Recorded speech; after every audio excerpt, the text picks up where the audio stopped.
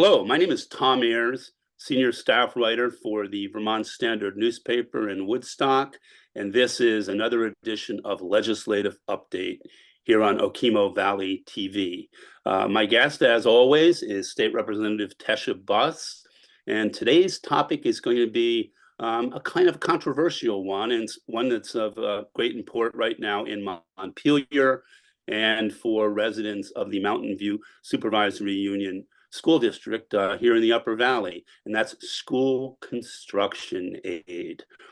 School construction aid, if I'm correct, Tesha was suspended back in about 2007. Is that correct?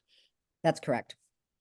And right now there is legislation moving through the legislature to begin the process of looking at reviving that school construction aid. Can you talk a little bit about that and what the group that's being put together might be looking at in terms of funding strategies? Absolutely. So this process didn't just start this legislative session.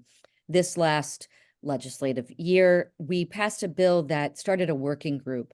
Actually, they called it a task force. So the task force was supposed to meet a bunch this last summer and fall. And with the July flooding and the robust number of people that were on that task force, it was very hard for them to complete work in the detailed manner that they really needed to. And even if they had met every time, we may not have still met the goals. So the legislation that we're putting through will not be to reinstate school construction. It will be to do more work in order to create school construction. So what we don't want to do is repeat the issues that we had in the past, which was that 30% roughly of projects were supported. Well, there was any project typically received 30% of the project's costs paid for by the state. Sometimes it was even higher than that. A lot of times our career and technical education centers received an extraordinary percentage of money. And what that did was it basically was financially unaffordable for us. So we stopped the program. A few years ago, we did a facilities needs and basically assessment.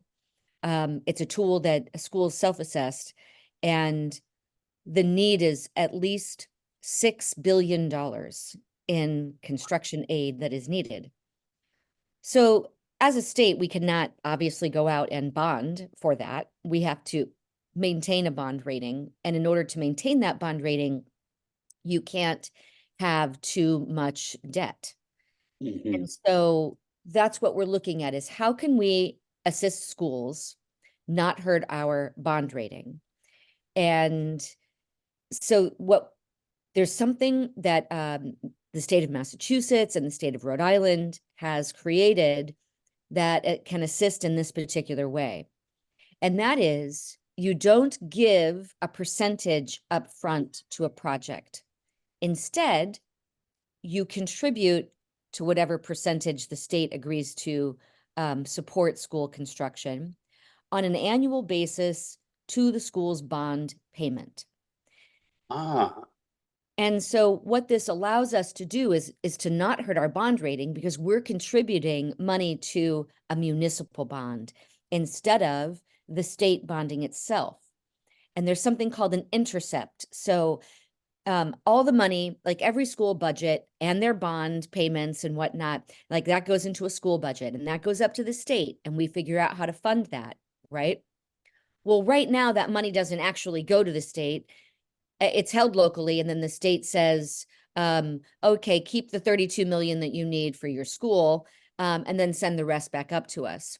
That will likely change. All of it will go up to the state. The state will intercept what's needed to pay for that bond to ensure that the bonds get paid, and then the state will also make their contribution. They call that an intercept, and that helps to maintain the state's bond rating.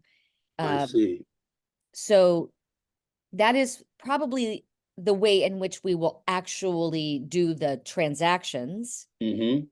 Now, what funds the state uses to contribute their percentage, whatever that is, 30%, let's say, I was going to be my next question. So, yeah. That is what is also going to be determined in this legislation that we are passing, because there will be a working group this summer and fall that will work with legislative counsel. Those are the group of lawyers that support helping us write legislation, Mm-hmm. and also the Joint Fiscal Office. That's the team of financial analysts that help determine what is the best funding source. Are we going to create a new tax? Are we going to look at funding education in a different way? What other financial parameters might we need to do in order to ensure that the future of education in Vermont is more affordable on Vermonters? Mm-hmm. These are very, very intense questions. And it's really challenging to look at. Education is actually one of the most democratized sections of what we do in government, Mm-hmm. because it all is established locally, and then that comes up, right? So it's a bottom-up approach. But one school district can't tell another school district what to do, or that one school district being extremely expensive is also borne by the budgets, by the taxpayers across the entire state. Mm-hmm. Mm-hmm. So we are looking at in-house education. What can we do to help districts and encourage districts to look at their entire district-wide situation? So this legislation is going to have planning grants. And let me give you a couple of examples of what will have to be in those planning grants, so that you can know this is what we really want every district to look at. They'll have to Mm-hmm. describe their mission, vision, and goals. They will have to talk about class sizes and how their spaces are utilized. Do they do they have substantially equal education opportunities to other schools in the state? What are their class sizes? What's the facilities assessment? We will have them engage in collaborative discussions with other districts. We might have them look at adaptive reuse of schools should they choose to do any sort of consolidation. And then how will each community engage with voters on these master plans to assess the current cost of education in their district? Mm-hmm. So the intersection between districts that you just mentioned, could that include districts further consolidating and merging, or maybe sharing some resources in an overlapping kind of way? I'm not quite sure what the nature of that discussion would be potentially. Yeah, I mean,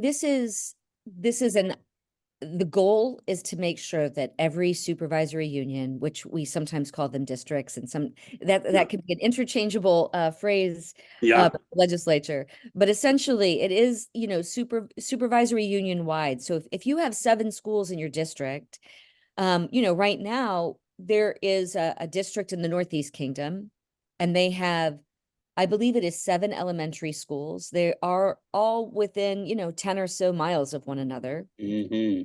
Right now, they have had to close a school temporarily. Like, I'm talking 1 or 2 days, because they don't have the staffing to have that elementary school open that day. So they'll grade band essentially. So they'll have a teacher at another elementary school, and they'll bring over those students, and then those students integrate into those classrooms for the day or 2 days, and then they go back because they don't have enough staffing. So Wow. Yeah. we might be in a position where we have to say, we actually cannot produce enough human beings to solve for school sizes in every section of Vermont. Mm-hmm. And the Mm-hmm. big question will be, does the state decide that it will, after reviewing all of these plans, make decisions that are more top down, because we need to ensure educational outcomes and keeping education affordable in the state? Mm-hmm. Mm-hmm. Or will we continue and allow every town that has a school to have their current democratic opinion as to whether or not they will maintain that school? Mm-hmm. Mm-hmm. Mm-hmm. We heard testimony that there's an elementary school in the middle of the state that could merge with another school and not cost anything. So their entire budget would go away and we could educate all those kids in Wow. another school and not increase the budget of the new school or of the And, school. and it's still relatively, I mean, it's relatively close. The two schools are relatively close in proximity to one another. So That is right. yeah, so it's really about taking a more kind of a regional approach across the board from K through 12, but it seems like particularly in the elementary schools, in the example you cited in the Northeast Kingdom, there's a lot of room for some creative thinking and consolidation there. In terms of the potential for state contribution to bond repayments, will there be a formula built into that similar to Act 60 that creates economic equity across communities of widely differing demographics? Yes, there will be some sort of poverty metric that is used to determine a portion of that percentage. Mm-hmm. There'll be other prioritization criteria as well, but that poverty metric could be what we call our energy burden. That might be what is used. If you're looking at the poverty metric of a unified school district like ours, it Mm-hmm. will take into account, it most likely would have some sort of amortized or aggregated amount that entire community Mm-hmm. could afford. That is where the working group has so much work to do. Yeah, It's absolutely. is figuring that out, and then on top of that, what other bonuses might there be for this, for additional state contribution? Is it that you have consolidated and reduced education spending, so you get Mm-hmm. a greater percentage? Will that be because you created a new building that is energy efficient or more energy efficient and has a lower cost? What are some of those other planning items that you satisfied to Mm-hmm. Mm-hmm. reach, to reach a greater, sort of base share? Sure, sure, absolutely. So if all goes well, when this legislation moves through over the course of the next week to week and a half, and then through crossover and into April, what's the timeline for this task force coming back with its recommendations? And is it likely that that will happen in the next legislative session?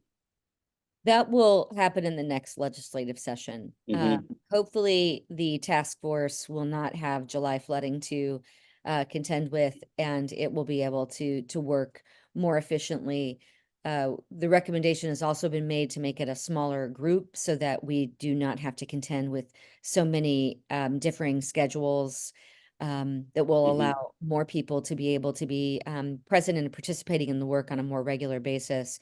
It will be a cost neutral working group because the task force did not utilize, I mean, it's like under 25% of the money that was created to fund the task force this last Mm-hmm. summer. So it will largely be just rolling that money forward, so that everyone that will put in, I can't even tell you how many hours, will have some sort of compensation for that And assistance. is this task force a joint task force of the Senate and House, or is it solely the House, or does it include outside expertise as well? How does that work? So that is still in the works, who will actually be on that task force. We are awaiting some recommendations from the Vermont Superintendents Association and the School Boards Association and the Principals Association as to who they would like to have on the task force. And then certainly the Agency of Education, we actually have a new employee and that works with someone named Jill Briggs Campbell, and the other guy's name is Bob Donahue, and they are extraordinary. They're taking school construction extremely seriously. They are doing mountains of research. We're working with the Buildings and Grounds Division of state government to determine if they will be able to help us with vetting contractors and also architects and design teams and clerks of the works, so that we can make sure that when we do put this up, it stands up and it's sustainable and really. So, the other thing that the working group has to do is determine governance. So how will this work? Who will, at the Agency of Education, vet these projects, determine if they meet the criteria for state funding? Because that will be a large task, and it will be one that continues to ongo. And then we'll have to look at how do we look at what a school needs to do from here forward to do responsible repair and maintenance. And so one thing that comes into play a lot is what's called the Facilities Condition Index. And so if your building is past 65% of its lifespan, then it does not make economic sense in conjunction with educational outcomes to renovate that building. And it's not because of our classrooms and our gyms and our theaters and whatnot. It is largely because of the fact that we need to ensure safety. We need to lock down buildings in a different way than we have ever done before. The differences in efficiencies that are created by not having by certain types of construction versus others. And we have a lot of one-on-one specialization that's needed for mental health and special education. And right now we have many schools that are renovating closets so that they can do this one-on-one work. And so we need to have what's called flex spaces, so flexible spaces within school buildings for us to achieve educational outcomes. So all that has to be balanced. And then also, a lot of times, like our school here, if we chose to renovate, the cost of providing that space, swing space, meaning educating our kids in trailers, not included in that renovation cost. And so, that is what also has to be factored into those renovation projects, if they happen to be under that 65% index. And a lot of these issues have been really at the heart of the discussions here in the Mountain Views Supervisory Union, particularly the whole question of renovation versus new construction. And a lot of the topics that you just touched on have been touched on in the public forums that have been going on in the run up to the town meeting day bond vote. It just reinforces the argument that the new school is the most economic and effective and safe way to go for our students. So, well, Tesha, is there anything else that I haven't touched on or that you haven't touched on that you'd like to add? The bill is expected to move through the committee and into the House. Yes, within the next 2 week or weeks. two. So crossover is March 15th. And so every policy bill has to meet that deadline. And so that means that it has to be on the floor of the House, voted on in second and third reading. The only other thing I would add, Tom, is that we will have some sort of look back, meaning the Agency of Education and the legislature certainly understands that some projects cannot wait. Due to the fact that we could be adding a bunch of money to Band-Aid buildings that provides economic hardship to taxpayers. and inflationary costs and pressures Mhm. that Mhm. also end up mounting up. And that's hard here because we aren't, until this bill passes and until the task force comes back at next legislative session, we have official answers. We don't know what will be qualified and what will not be qualified Mhm. in our project. What we do know is that renovation would not be qualified based on what we have heard from other states, that Mhm. that is not best practice in other states, that has been vetted in other states as to why. And that seems to be something that everybody is very secure upon. But what portions of projects that might be a little bit less clear cut, but Mhm. there's also a certain number of each project that is also inherent to just good construction. And that is, the Agency of Education stated that our local project was impressive. And I will be digging in to finding out Mhm. so Mhm. far Yeah. they exactly mean by that, and if there's Well, any indication of the look back. you mentioned Bob Donahue earlier, and he was the signatory on the letter that the Mountain Views Supervisory Union Superintendent Sherry Souza received last week, and which I just wrote about in the latest issue of the Standard, giving what's called preliminary approval to the construction project, to the $99 million bonded construction project, or hopefully bonded. That opens the door for when this construction aid pipeline opens up again. Um, the Woodstock Union High School, Middle School project is in a very favorable position to be one of the early recipients of that bond subsidy. So it's good news, and hopefully this legislation will move through quickly. The task force will not be compromised by flooding again this summer, and when we return to legislative update next session, hopefully we'll have good news to report. I sure do hope so. Tasha, as always, it's been wonderful speaking with you, and look forward to connecting with you again, especially as we move through crossover and really get into the kind of the meat and potatoes of legislation, and nuts and bolts, I guess is a better word, moving into April. So thanks so much, and we'll see you again soon. Thanks, Tom.